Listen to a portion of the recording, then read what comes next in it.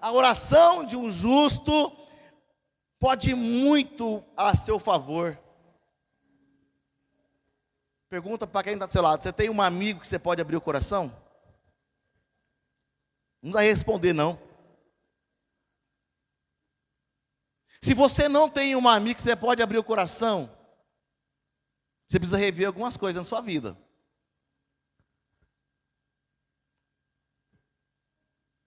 Não é possível que na sua jornada da vida inteira, ninguém que chegou perto de você não presta. Não serviu para ser um amigo. Claro que a gente se decepciona, já me decepcionei muito. Talvez você já se decepcionou, e por ter decepcionado, você se fechou e falou: não, eu não abro meu coração também para ninguém, que tem isso também, né? Eu já fui traído, fui magoado, aquilo que confiei, sabe? Saiu conversa, coisa que era do particular, coisa que era da confiança. Já aconteceu com você, já aconteceu comigo. Mas eu não vou mudar aquilo que a palavra me ensina, me instrui. Eu devo confiar, eu devo abrir meu coração. Mas o meu coração eu não entrego para qualquer pessoa, não vou abrir meu coração para qualquer pessoa. Existem pessoas a qual eu vou observando e na caminhada eu consigo observar que ela é uma mulher de Deus, e eu posso abrir meu coração porque eu preciso. A palavra diz: confessai as vossas culpas uns aos outros e orai uns pelos outros para que sarei. Tem pessoa que está carregando, sabe, um problema aconteceu, uma mágoa, uma ofensa, e aquilo está doendo. Talvez um pecado, algo que ela fez um dia contra alguém, e aquilo dói. Ela até pediu perdão, Deus até perdoou, mas ela nunca verbalizou. E toda vez que ela lembra daquilo, aquilo dói. Sabe por que dói? Já foi perdoado, mas ainda não recebeu cura. E sabe por que não recebeu cura? Porque você ainda não foi transparente de procurar alguém e falar: olha, eu fiz isso, eu me arrependo amargamente, eu não deveria ter feito, mas eu fiz. E toda vez eu lembro disso, e isso me consome. Irmão, Ele vai orar com você. Se você tem que falar isso para alguém que é um homem, uma mulher de Deus, como essa mulher, essa viúva, Ele vai orar por você. Deus vai perdoar os seus pecados, é Deus que perdoa os pecados. Mas quando você falar, você vai receber cura. Aleluia. Tem muitas pessoas que já foram perdoadas, mas ainda andam enfermas, porque ainda não teve coragem de falar. Pastor, mas é difícil. Eu sei que é difícil. Já teve coisas na minha vida que eu mantive oculta, porque eu me envergonhava daquilo. Mas toda vez que eu lembrava o diabo de alguma maneira, mesmo eu sendo perdoado, o diabo me fazia lembrar daquilo, e ele me acusava: você é isso. Mas quando eu tornei público, sabe, quando aquela pessoa de Deus ouviu, orou comigo, eu senti da parte de Deus Ele curando, de dentro para fora. Aleluia. Então, a importância de ter um amigo para que você possa conversar, para que você possa abrir o coração, é muito importante. E a Bíblia ensina sobre a necessidade de termos um amigo, um discipulador, um mentor, um líder espiritual, alguém para caminhar conosco. O que nós não podemos, que você não pode, é andar sozinho.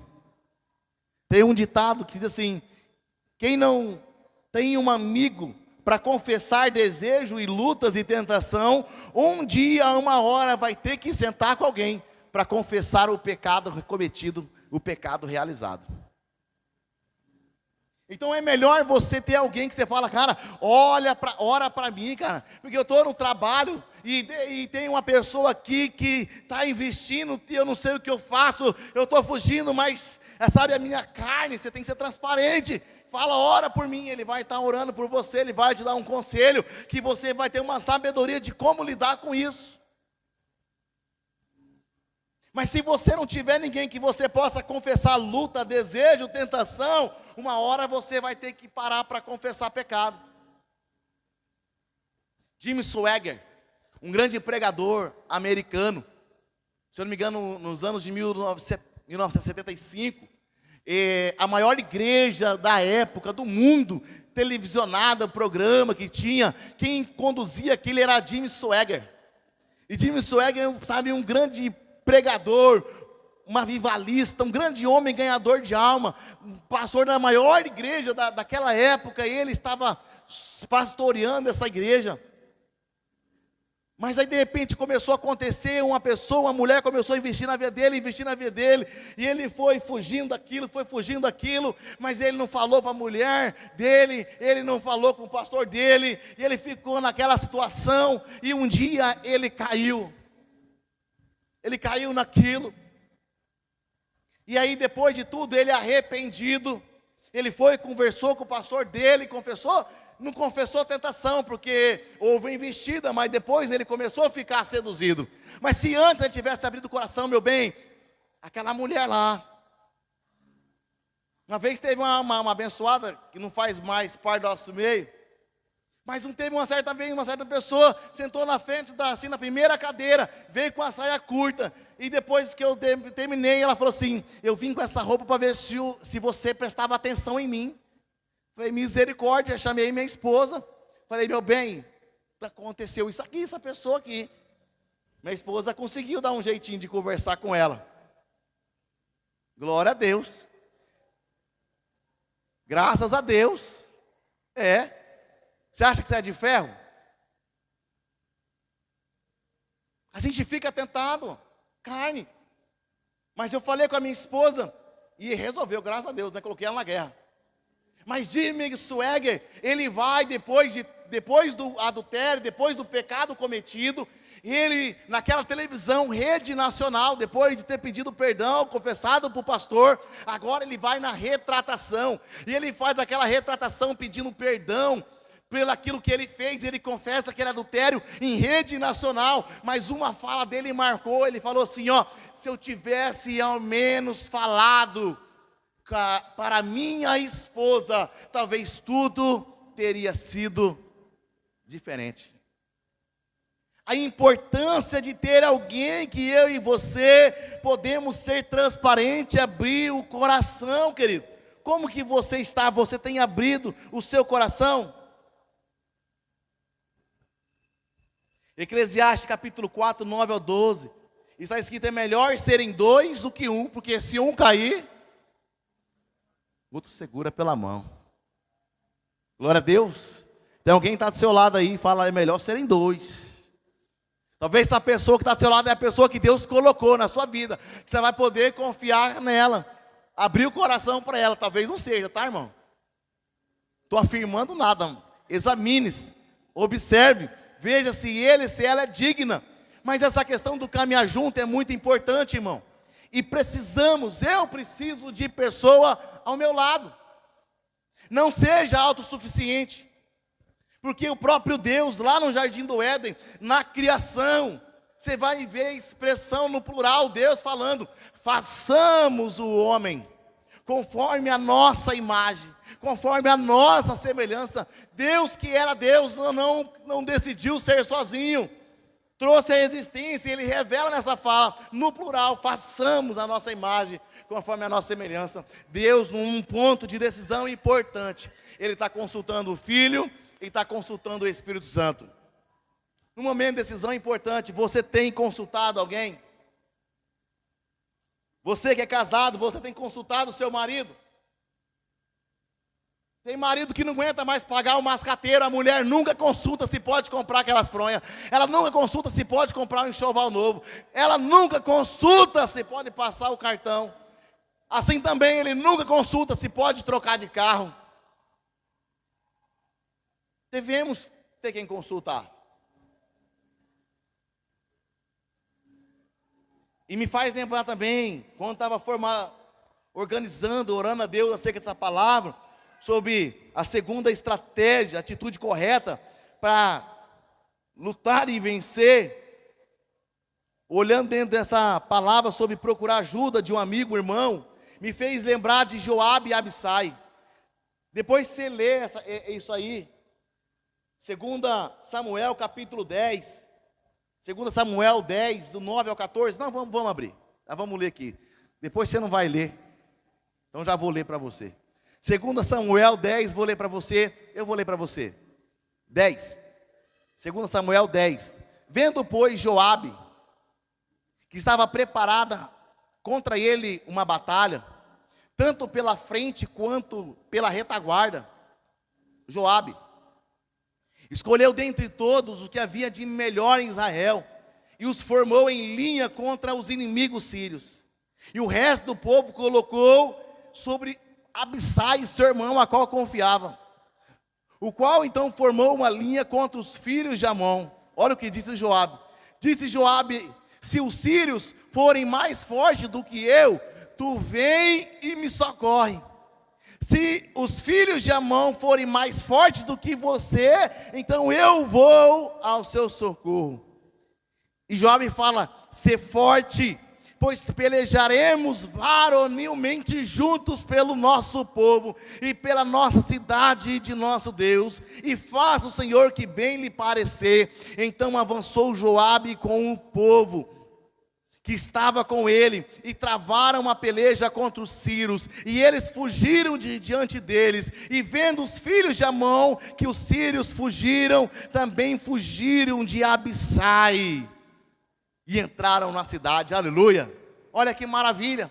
Ele está numa guerra, irmão, e os inimigos estão lá adiante, lá à frente, mas eles observam que o inimigo também está na retaguarda.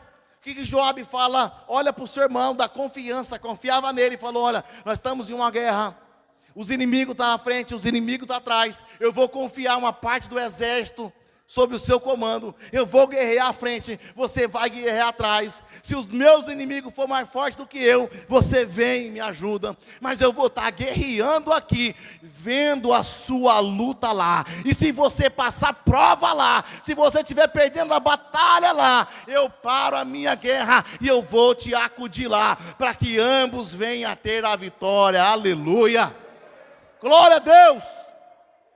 É isso, igreja. Nós precisamos ter pessoas que caminham conosco, por mais que você já se decepcionou, como eu também já me decepcionei, mas existe homens e mulheres de Deus, que pode caminhar do seu lado, que pode te ajudar, que vai te ajudar a você vencer as suas batalhas, seja orando, seja intercedendo, pegando na sua mão. E quando eu olho para isso, a palavra, eu me vejo lá na casa de Atos. Por que na casa de Atos? Porque ali na cadeira da bênção a gente fala da prova, a gente fala da guerra, a gente fala daquilo que está difícil. E o que acontece? Os irmãos levantam a mão, ora e intercede. E o que acontece? Milagre acontece. Milagre acontece. Milagre acontece. Na intercessão daquele lugar, milagres acontecem. Temos muitos testemunhos, ali é um orando pelo outro, é uns ali nós intercede, o irmão falou que está na dificuldade de alimento, o irmão ali já se move, alimento, medicamento, às vezes desemprego, não fica sabendo, tudo acontece naquele lugar, irmão. Deus age na sua vida através do outro. Fala para quem está ao seu lado aí, Deus age na sua vida através do outro. Glória a Deus. Então tenha alguém que você possa abrir o coração. Terceira atitude correta para lutar e vencer o dia mal. Quantos vai lutar e vencer o dia mal aí? Glória a Deus. Acreditar que Deus tem propósito até no dia mal. Acreditar que Deus tem um propósito até no dia mal. Ninguém quer passar o dia mal. E quando o dia mal vem, ninguém recebe bem. Eu não recebo. Eu nunca recebi. E eu acho que eu nunca vou receber. Mas uma coisa, eu e você, nós temos que ter em mente. Mesmo eu não recebendo bem o dia mal, mas acreditar que mesmo passando por esse dia mal, tem um propósito de Deus.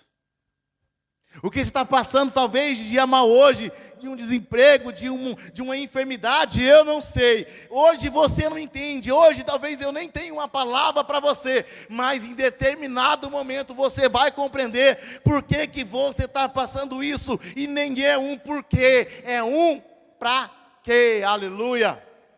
É um para quê. Irmão, eu perdi mais de 120 mil reais em algumas coisas antes de ser pastor, e eu não entendia. Eu falava: Senhor, por quê, por quê, por quê? E Deus me tratou, falou: não é por quê, é para quê. Porque antes eu queria ser pastor, mas eu não queria comer do altar, não. Eu queria ser pastor porque tinha uma palavra, mas eu queria ser independente, porque a vida de pastor financeiramente é uma luta, é uma prova. Se a sua vida nessa área é uma prova, às vezes a minha está pior do que a sua. E antes eu já sabia disso, e eu fiz de tudo para não depender de comer do altar. E tudo que eu fazia lá fora para trabalhar, eu juntava o dinheiro, eu comprava o bem, e tudo no final eu perdia, sem resposta, sem compreensão daquilo. E eu falava, Senhor, por quê? E um dia Deus, quando me chamou para ser pastor, ele falou, nunca foi o porquê, foi o para quê. Porque você sempre quis ser autossuficiente. Eu quero fazer você ser dependente. Porque você se acha capaz, mas sou eu quem cuido de você. Por mais que você não queira, você não entende, mas eu vou cuidar de você. Então mesmo que eu passe por lutas e provas, eu vejo a mão de Deus trabalhando na minha vida, e hoje eu dou glória a Deus, irmão, porque eu aprendi a descansar no Senhor, amém? Você tem aprendido a descansar no Senhor? Porque descansar no Senhor com geladeira cheia, a conta bancária no azul, você descansar no Senhor podendo viajar para a praia, isso é fácil, irmão, não precisa nem ser crente, para estar descansado. Descansar no Senhor é entregar teu caminho ao Senhor, independente das lutas, independente da prova, independente da realidade que você está vivendo, é sair por aquela porta, falando assim, ó, tudo vai dar certo, porque eu tenho um Deus, e maior é Deus que está sobre mim do que tudo aquilo que vem contra mim, é a palavra de Deus. Romanos 8:28, sabemos que Deus age em todas as coisas, para o bem daqueles que o amam, de todos aqueles que foram chamados de acordo com o seu propósito, aleluia. Sabemos que Deus age em todas as coisas, em todas as circunstâncias, para o bem daqueles que Ele ama. Aquilo que você talvez trata por perca hoje é perca. Mas se você manter-se fiel aos pés do Senhor, você vai ver amanhã Deus te honrando, e você vai ver que essa honra que está vindo é justamente a colheita de um tempo de fidelidade, que veio a luta, veio a prova, e você manteve-se posicionado na rocha, igual Samar fez, defendeu e lutou e ficou firme, aleluia. Então continue lutando pela sua casa, pela sua família, pela salvação dos seus, pela sua vida com Deus, em nome de Jesus. Deus não erra, irmão. Sabe quando eu olho para isso, me faz lembrar de Jó. Crer que tem propósito até no dia mau. A vida de Jó é um grande exemplo. Homem reto, homem íntegro, homem que se desviava, ele não desviava do mal, ele desviava da aparência do mal, irmão. Satanás apresenta diante de Deus, e Deus fala, você tem visto o meu servo Jó? O que Deus fala do céu a seu respeito? Responde não, mas fica a reflexão. O diabo não perguntou nada de Jó, mas Deus, orgulhoso do seu filho na terra, falou, tem visto o meu servo Jó? Homem reto, homem íntegro, homem que se desvia da aparência do mal. Deus, claro, estava provocando uma circunstância ali, porque Deus já sabia do coração maligno do próprio Satanás, mas havia um propósito, não do porquê, mas do para quê. Porque Deus estava querendo levar Jó para um outro nível, o nível da porção dobrada, e não somente para que Jó pudesse ser abençoado, mas para que eu pudesse estar pregando hoje, para que você pudesse usar ele de exemplo, porque nós falamos de Jó, foi um homem que passou a luta, passou a prova, perdeu tudo, perdeu 10 filhos, perdeu sua riqueza, perdeu a sua casa, perdeu a sua saúde, mas ainda assim permaneceu de pé, permaneceu na rocha, ainda assim permaneceu adorando, independente do que passou, Então nós usamos ele, porque Deus provocou uma situação para que eu pudesse se espelhar nele, olhar para a minha vida, você olhar para a sua vida e falar: eu vou permanecer firme e fiel, independente das circunstâncias. Aleluia. Para nós é isso. E para Jó, o que foi para Jó? A palavra fala no último capítulo que Deus o restituiu tudo em porção dobrada. Então, meu irmão, tudo aquilo que você perdeu foi roubado. Se você permanecer fiel, Deus vai restituir tudo em porção dobrada. Aleluia. Glória a Deus. Se alguém perdeu alguma coisa aí, levanta a mão e recebe aí. Se você perdeu alguma coisa, se algo foi roubado de você, como assim o diabo roubou de Jó, eu declaro a porção dobrada pela sua fidelidade e constância, no nome de Jesus de Nazaré. Só quem crê, aplauda o Senhor Jesus. Aleluia.